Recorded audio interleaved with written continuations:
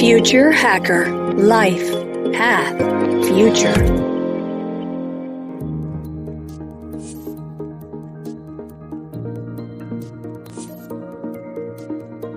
Hello, everybody, and welcome to Future Hacker. I'm your host, Maria Taide. And before I introduce my amazing guest today, I'd like to repeat some very concerning data from UI Report 2020. I actually already mentioned it in a previous interview. Okay, so pay attention to that. Oceans are heating 40% faster.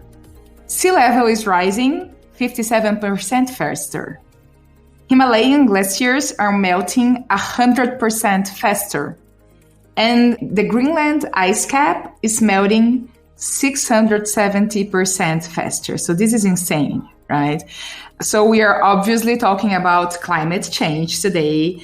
And my guest is Jas Chambers. So Jas is an expert in stakeholder engagement in the science, technology, engineering, and mathematics sector, STEM. She has worked at the intersection of science and technology, governance, policy, international diplomacy, operations, and communications across her 25-year career. From managing tropical island research stations on the Great Barrier Reef to developing scientific buildings and infrastructure and representing Australia at the United Nations on Oceans and Weather, Jas had a varied career in the university and government sectors. She's currently co-leading a national dialogue in Australia regarding the United Nations Decade of Ocean Science for Sustainable Development, Networking for Women in STEM, and is a non-executive director and consultant. And I also heard she's known as the wonderful force of nature. Is that right, Jas? Thank you, Maria. What an introduction. It's so good to have you with us. Thank you so much for joining. Thank you. Okay, so Jas, you know what? Let's begin as I usually like to. So just tell our listeners your stories, like how you got where you are today doing so many amazing things on the same time, how you do that. Thanks, Maria. I've been a very fortunate person to have been raised having a curious nature and being encouraged to keep asking questions. And so I've always done that. My career trajectory has happened in a very unplanned way in some ways. I always loved science. I wasn't necessarily brilliant at it, but it was something that I enjoyed enormously at school. And continued to study that at university. Through my university career in science, I came to realise that I wasn't actually all that great at doing the science. I was, though, quite good at talking about it. And so when I finished my science degree, which I completed a communications degree as well, and have been talking about science and working in the science, technology, engineering and mathematics fields my entire career, but not as a scientist, as a supporter, advocate, amplifier to the scientists and their work. I like how you mentioned that you're really good at talking about science. So, we are covering that later today. But let's begin by addressing one super important topic that we haven't covered yet. Amazingly enough, right? How covered climate change when we're talking about the future. And it's very hard for me to understand how something that affects literally everybody, no matter where you are, your social level, your gender, every single living being is not being properly addressed yet. It affects businesses, agriculture, the list goes on. So on the good side, we're seeing several startups coming up with innovative solutions. You must have an amazing perspective as you've been talking to the UN, to governments, industry, civilians. So could we begin this conversation with an overview of what's going on out there, what's evolving, and what are the main challenges? Look, it's an enormous topic, but the first thing to address is that climate change is happening. We know this because scientists have been observing and monitoring the planet and its climate for hundreds of years. And so we have data that tells us that things have been changing. And there's some important understanding around what climate change is. We're talking about watching things shift over decades. So that's different to, observing the weather, which we do on a daily basis. We walk outside, we listen to the radio, and we understand what clothes to put on today. Whereas climate change is that longer term view, and the data is available for us and has been for a long time. And we know this through primarily a joined up way in which we have been looking at climate, which has largely been through United Nations entities that have got together over the years to talk about climate and weather and to observe weather together. So the current major specialised agency in the United Nations is the World Meteorological Organization, which actually was grown out of the International Meteorological Organization, which was established in the 1870s. So we've been doing that for a long time. In terms of what's going on out there, there's a lot of information about climate change, and there's skepticism about it as well. And we have mixed politics and ideologies with the scientific data. And so there's a lot of challenges to the concept of climate change and what its affects. So I think that's to start with, that environment in which we work and live. We know things are changing, but there's a lot of challenges to the idea that things are changing and what is causing it. Okay, so let's focus a little on the current challenge that you're more active currently, which is the ocean protection, right? What's the United Nations Decade of the Ocean Science about? And more specifically about Australia, what kind of actions are being taken that, maybe could serve an example to the other countries? Is there any specific challenges you'd like to cover?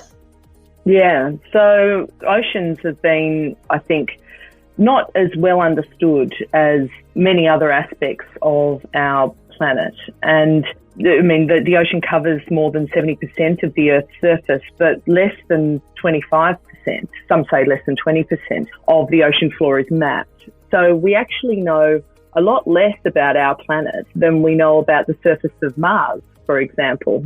And that's because the vast majority of our planet is covered by ocean. And there are some parts of the deep ocean that we know almost nothing about, including what lives down there, what it looks like, and so forth. So I think that that's the first place to start, is that the ocean is a bit of a mystery to humans, and the United Nations has declared a decade of ocean science. It started this year, 2021, through to 2030.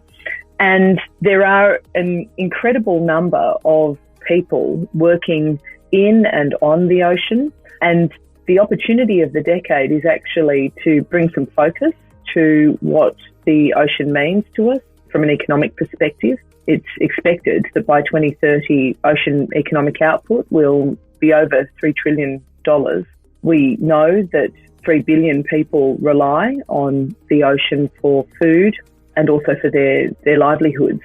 So in terms of what the ocean means to us as society and as a worldwide population, it's an enormous impact. Something that a lot of people probably don't know is that the ocean is responsible for every second breath that we take. And so it's an important moderator in terms of climate change and the planet's largest carbon sink. So that's an important aspect of how ocean and climate work together, and that those systems need to be well understood in order for them to be managed and utilised well. In terms of the opportunity with respect to things like renewable energy, marine genetic resources, deep sea minerals, all of those, the ability to use the ocean for our benefit is enormous. The important part of that, though, is to ensure that we take advantage of that, but manage it well so that it's sustainable, and also that we're providing equitable access to all of those resources that are available while managing fairly fragile ecosystems at the same time. So it's a great challenge. It's a real, as I say, platform and opportunity to take this decade and to think collectively about that. The way in which we're doing that in Australia is to be as inclusive as possible. So it is the decade of ocean science for sustainable development. And by ocean science, we mean all of the sorts of things that we bring to that from a biological, physical, chemical, geological perspective. But how do you harness ocean science and make it usable and relevant to all parts of society? And what we're really enjoying in Australia is this dialogue nationally across sectors about how ocean science and evidence gathering can be used. And that's for everything from fashion through to the fishing and aquaculture industry, energy, minerals, as I mentioned before, medicines. The opportunity to really use ocean science and apply it in all sorts of industries and sectors, I think is really exciting.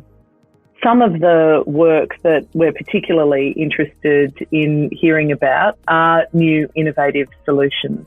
So, for example, we know that there are new materials that's being developed from seaweed, new foods that are being looked at. We recently had our first panel discussion about this, and we had one well-known Australian fashion brand on the stage talking about how they're trying to reduce their microplastic output through their development of new materials and their manufacturing processes. So it's those sorts of things, every part of our economy and all sorts of businesses that might not immediately jump to mind have a role to play in what they can do for the ocean. So you mentioned that we don't know that much about the ocean, right? It's still a mystery. We may know more about Mars than what's going on in the deep blue ocean. So why do you think is that? Like, why are we so worried about space mining and, going that far if we could actually... Do you think it's because of the environmental impact and because it's hard to bend any rules that are there? Or it shouldn't be a matter of technology, right? Because if we're flying that far, shouldn't it be easier, at least, to be exploring down there? What are your thoughts about that?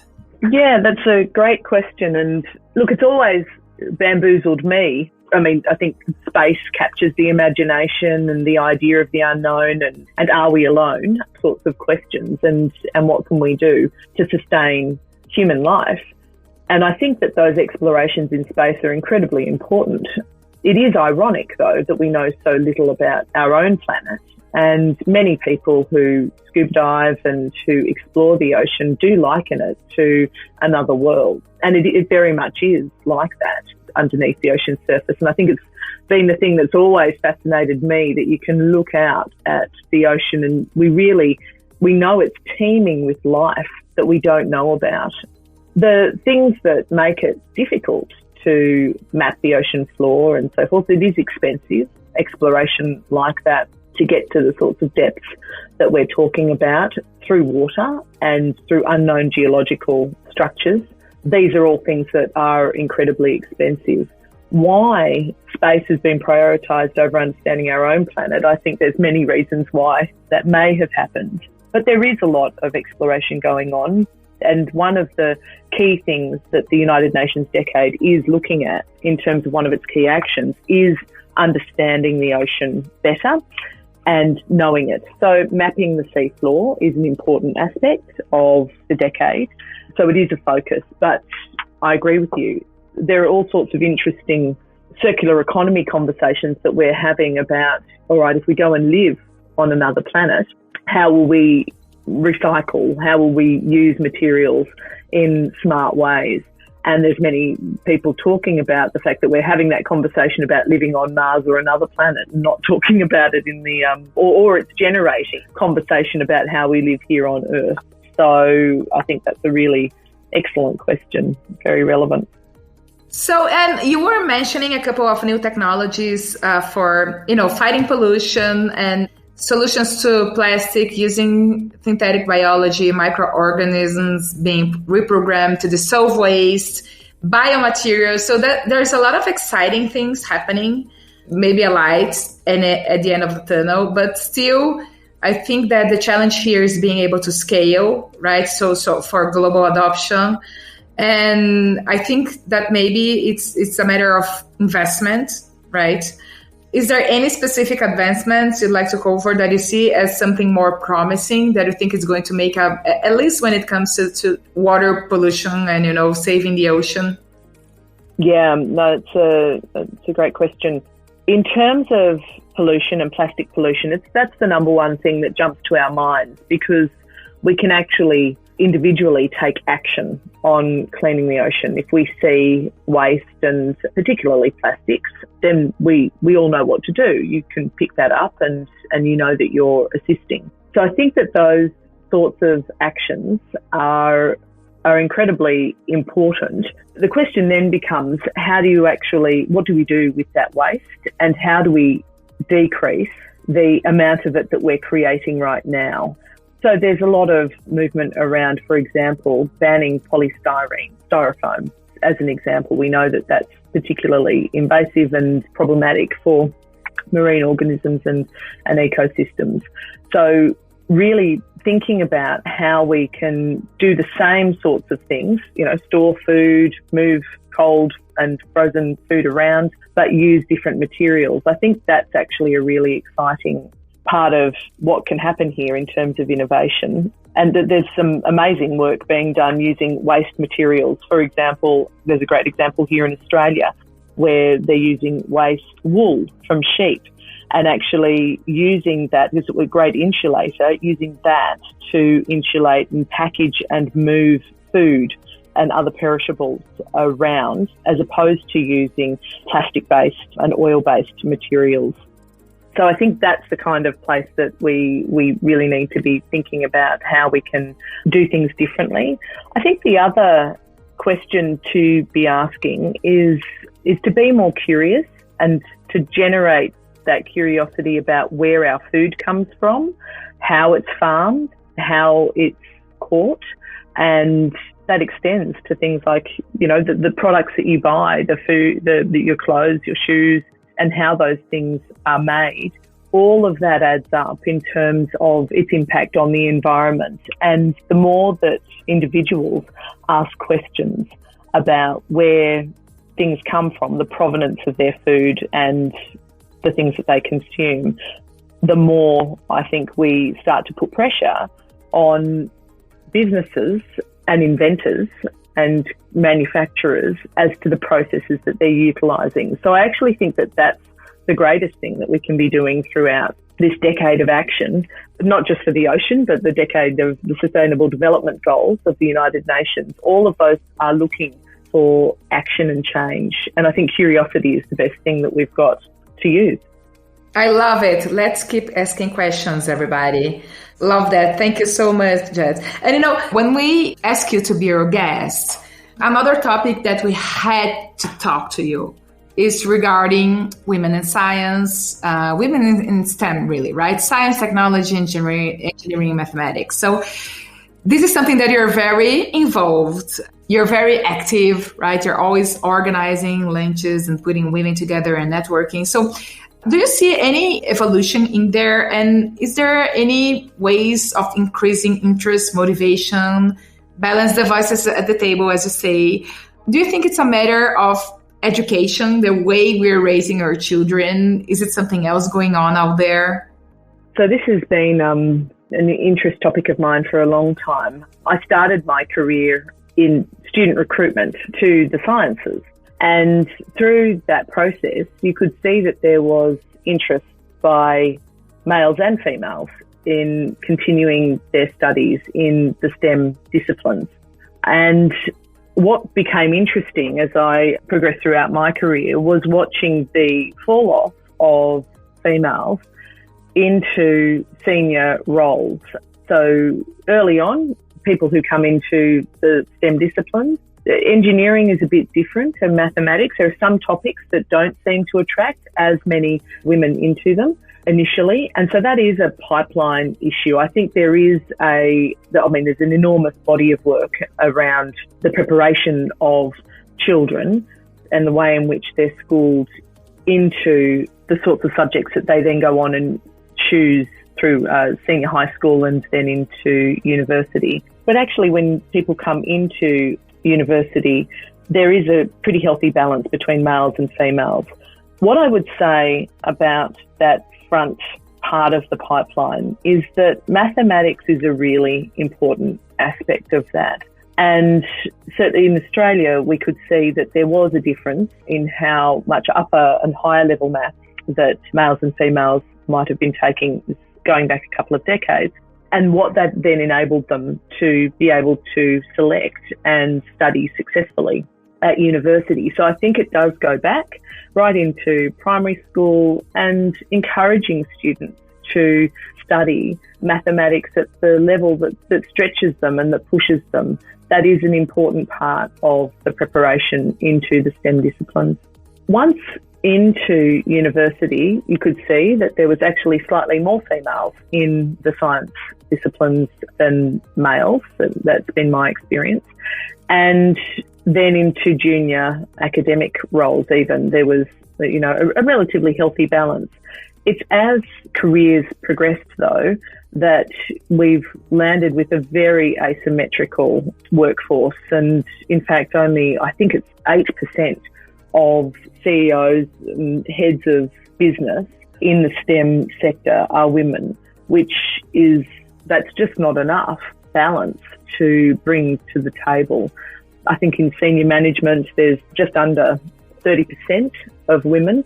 And if we're going to have inclusive conversations where we listen to all views that represent the population at large, then it is my strong belief that that should be a balanced view at the boardroom table as well. So yes, we do with a colleague, and we spend a lot of time talking to women in the STEM sector about the sorts of things that they need to do in terms of networking and being strategic about their careers as well to get the next role and keep moving through the sector, and also to pull along more junior women, reaching right back, as I say, into the school sector to keep encouraging people along that pipeline. I love that. I love this content. And you know what? I want to ask you a last question, Jas. Do you have any piece of advices for, the future hacker out there and, to mother of young girls like I am, or babies actually, right? To improve, not only improve women in science, but whoever is trying to make a difference and make an impact, when talking about the climate change. You also mentioned how hard it is for regular people to understand science. So, any pieces of advices for the scientists out there that are trying to make their message through and just improve and be better communicators. You know what? Thinking about that now, I think that just having more women in science would completely solve the problem, right? I agree. Jokes aside, any final word out there for our listeners? It would be amazing. Thank you. Yeah, look, I think for me, the place to start is with inclusivity. We talk a lot about diversity, but I love the word inclusivity because it's about welcoming all perspectives.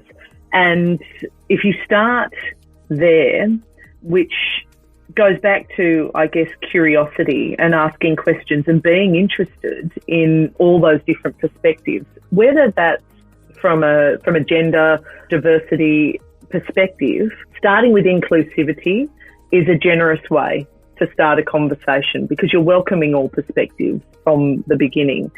And that's like asking the question, who's sitting at the boardroom table, and being honest with yourself as well. Do they all look like me? Am I in an echo chamber? Who's challenging my thinking? And we can all do that in the various aspects of our lives. The ocean example that we've been talking about is a great one for me. I remember at the beginning of our dialogue, we spoke to lots and lots of people. We've interviewed close to 100 people across various sectors, and everyone said this needs to be an inclusive dialogue. You can't have a conversation about, climate or ocean or really anything without looking at all the different perspectives. And that I think is the lesson that I've learned, that you need to be curious, you need to be inclusive from the beginning and not exclude anyone from those conversations. Now, that's hard work to do that, but if you're a scientist thinking about your science, think about where the relevance is to all the different parts of the ecosystem. How does this impact women, children, business, and different businesses to what I'm used to, working in government, etc. If we start with an inclusive mindset, then I do think that we get to better solutions. And we also start to think about being action focused when we think about how someone's going to use our invention, our thinking, our initiative, whatever that is. We get action focused after that, and then we do things. At the core, I think inclusivity is the beginning of most good things. That's lovely, and it makes a lot of sense, and it's one of our favorite topics. It doesn't matter what we're talking about, we always end up discussing inclusion, right? And how to make it accessible to people. So it was such a lovely conversation, Jas. We're way over ahead of time, but thank you so much for being here with us. It was really lovely. No, that was wonderful. Thanks, Maria. Future Hacker. Life. Path. Future.